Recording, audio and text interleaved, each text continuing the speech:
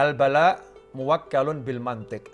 Bencana itu seringkali timbul karena ucapan manusia itu sendiri. Ya, karena ucapan manusia itu sendiri.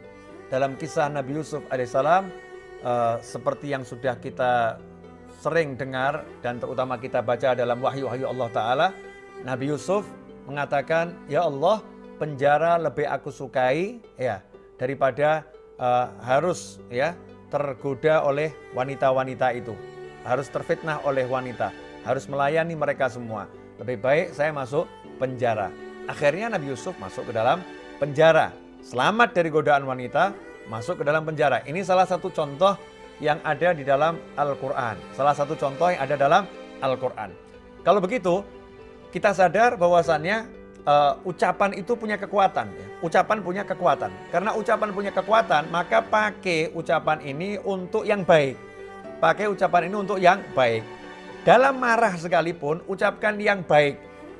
Dulu, ayah saya, ibu saya, kakek nenek saya, para habaib, ya, para kiai, orang-orang tua terdahulu ngajarin, kalau kamu lagi marah sama anakmu, jangan pernah mengucapkan kalimat yang buruk. Sehingga ada ajaran ya di kalangan para habaib dan para kiai, para ulama, kalau lagi marah sama anak itu suruh mengucapkannya Allah yahdik, Allah yahdik. Semoga Allah berimu hidayah, semoga Allah berimu hidayah. Jadi bagus banget marahnya, semoga Allah beri kamu hidayah, semoga kamu jadi semakin pandai, semoga kamu semakin kaya. Jadi marahnya itu doa yang bagus. Itu orang-orang terdahulu tuh gitu. Nggak mengucapkan kalimat-kalimat yang negatif. Nah, makanya kita harus belajar ngomong yang baik. Sabda Nabi Muhammad SAW, siapa beriman kepada Allah dan hari akhir, fal yakul khairon aw liyasmut. Hendaknya dia berkata yang baik atau dia diam saja. Nah, terus gimana caranya kalau nggak bisa mengendalikan lisan? Ya, kalau nggak bisa mengendalikan lisan, caranya diam. Ketika marah itu berdiri, pindah posisi jadi duduk. Kalau duduk, pindah berbaring, gitu kan ya. Kemudian kalau masih belum beres, ya wudhu lah. Mandi sekalian kalau perlu ya, biar seger itu, biar gak marah. Artinya objek yang buat kita marah singkiri dulu.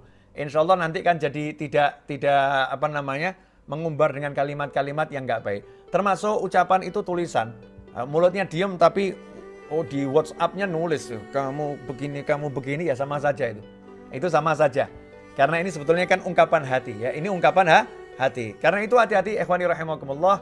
Jaga lisan kita, tiru ulama-ulama terdahulu, tiru orang-orang soleh terdahulu, walaupun dalam keadaan marah, ngucapnya yang baik. Semoga Allah beri kamu hidayah.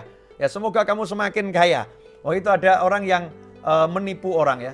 Ada orang yang menipu orang atau mencuri barangnya orang. Kita masih ingat Sayyidina Abdullah bin Mas'ud radhiyallahu taala anhu ketika di pasar barangnya dicuri. Ada pencuri mencuri barang Sayyidina Abdullah bin Mas'ud radhiyallahu taala anhu. Pencuri nih ya, ngambil barangnya. Lari pencurinya. Sayyidina Abdullah bin Mas'ud itu angkat tangan doa. Doa angkat tangan. Ya Allah. Ya. Kalau dia mencuri karena memang butuh, kepepet, ya gak punya apa-apa, kepepet. Kalau gak makan dia mati. Dia mencuri karena itu, ya Allah, jadikan hartaku yang dia curi halal dan berkah untuknya. Masya Allah. Tapi kalau dia mencuri karena terjeruk, karena dia berani kepadamu melanggar perintahmu, ya Allah. Ya, perintah untuk tidak mencuri, larangan mencuri dia langgar. Maka ya Rabb, ampuni dosa-dosanya ya Allah. Ampuni dia ya Allah. Masya Allah. Yang keluar itu bagus. Mintakan ampunan. Menjadikan hartanya berkah. Sementara kita kalau ada orang mencuri harta kita. Ya Rabb, mudah-mudahan orangnya itu masuk ke dalam jurang. Mati putus kepalanya. Masya Allah. Na'udzubillah min dzalik. Yang keluar kalimat-kalimat yang buruk. Kejam hati kita nih kalau seperti itu. Mari kita hindari. Kita jadi orang yang mengucapkan kalimat-kalimat yang baik. Karena orang ketika dizolimi, keluarnya baik, maka ucapan yang baik itu menjadi doa yang diterima oleh Allah Subhanahu wa Ta'ala.